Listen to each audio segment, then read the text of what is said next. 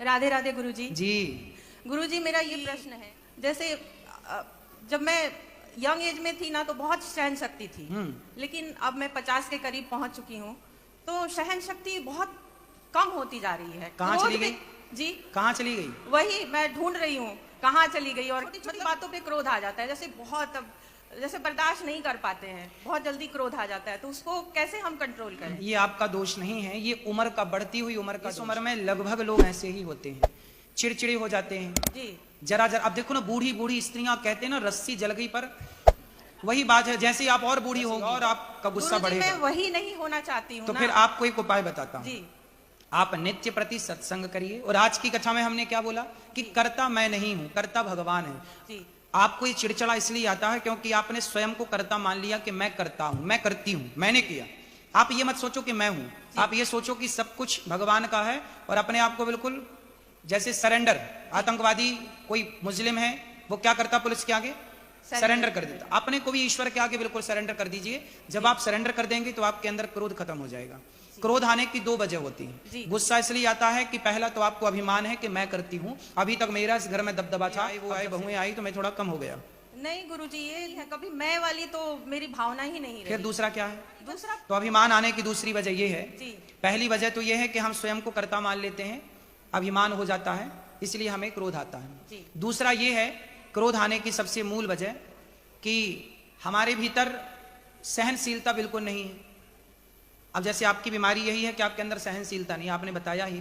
तो सहनशीलता जब कम होता है तो वो क्रोध को बढ़ावा देती है। तो आप अपने अंदर की सहनशीलता को कैसे बढ़ाएंगे? सत्संग के द्वारा। रोज सत्संग नियमित करिए, आधा घंटा ही सही। रोज कथाएं यूट्यूब पर अनिरुद्धाचार्य टाइप कर लीजिएगा, रोज कथाएं सुनिए। जी मैं रोज सुनती हूँ। रोज सुनिए, धीरे धीरे आप सत्संग करते करते करते करते करते अभ्यास के जड़मति होत सुजान, धीरे धीरे आपके अंदर बदलाव। और आप ये मत सोचिएगा कि ये सब मेरा, सब भगवान का मान के आप खुश रहिए, हर हाल में प्रसन्न रहिए। ये आपका कुछ भी नहीं है, सब भगवान का। ये मानती हो ना आप? जी जी बिल्कुल। आप बिल्कुल गांठ बांध लीजिए इस बात को कि कुछ भी आपका नहीं है, भगवान का है। कल का सत्संग भी अटेंड करिएगा, कल भी हम बहुत सारी बातें बताएंगे। जी गुरु जी, धन्यवाद जी। लाल भैया को देना। गुरु जी राधे राधे जी। मैं गुड्डू यादव यूपी से हूँ और आपको मैं फॉलो करता हूँ।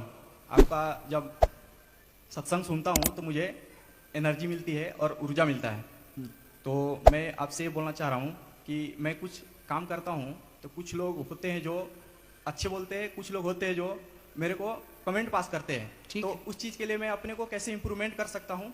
तो आप मुझे ना तो अच्छा बोलने वालों पे ध्यान दो, ना तो बुरा बोलने वालों पे ध्यान दो। गुण दोष दृश्य दोषा। अच्छा ये बताओ, जब आपको कोई सम्मानित करता है, सम्मान देता है आपको, तो क्या आता है? सम्मान से अभिमान आता है कि नहीं? जब आपका सम्मान होता है समाज में तो क्या आता है? अभिमान आता है ना। तो सम्मान, जो आपको अच्छा कहते हैं वो आपको अभिमानी बना सकते हैं, जो आपको बुरा कहते हैं वो आपको बुरा जो कहते हैं। जब आपको कोई गाली देता है, बुरा कहता है, तो आपको क्रोध आता है। तो सम्मान अभिमान दिलाता है और अपमान क्रोध दिलाता है। न तो ना क्रोध ना अभिमान दोनों ही अच्छे हैं, दोनों ही बुरे हैं। इसलिए दोनों पे ध्यान मत दो। हाथी चला बाजार कुत्ते लगे।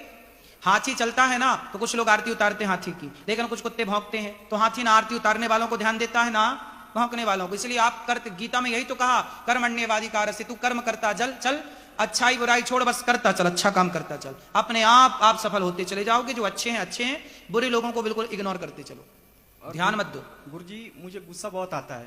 कोई बात नहीं, गुस्सा आता कंट्रोल करता हूँ बहुत, अभी तो इम्प्रूवमेंट हो रहा है। तो जब गुस्सा आता है तब आप क्या करते हो? तो शांत रहने की कोशिश करता हूँ। फिर भी लोग मतलब उकसाते हैं मुझे। तो उकसाने दो ना, उनके उकसाने पे क्यों कसना?